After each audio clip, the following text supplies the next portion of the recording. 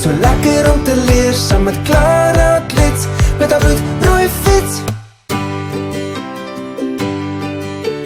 Clara Klits, met haar bloedrooi fiets.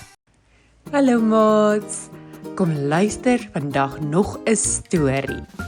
'n Lig in die donker.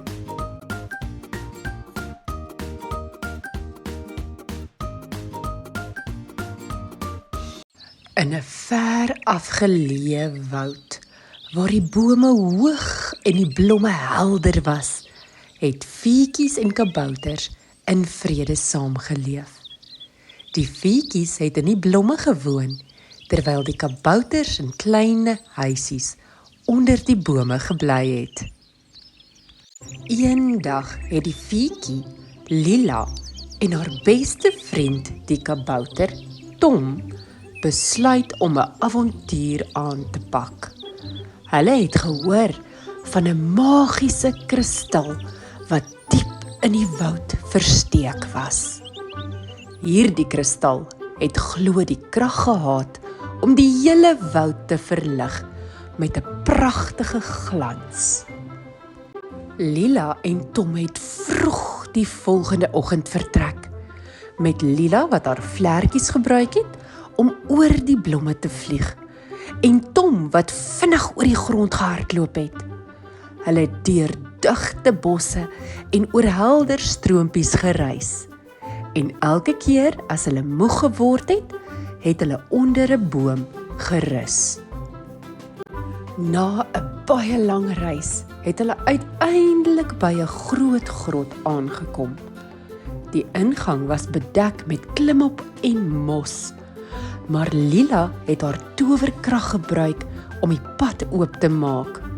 Binne in die grot het hulle 'n helder lig gesien wat van die kristal afgekom het. Met groot opgewondenheid het hulle nader gestap. Die kristal was pragtig, met kleure wat in die lug gedans het. Lila en Tom het geweet dat hulle iets besonders gevind het. Hulle het die kristal versigtig opgetel en terug na die woud geneem. Toe hulle by die woud aankom, het hulle die kristal in die middel van 'n groot oop spasie geplaas.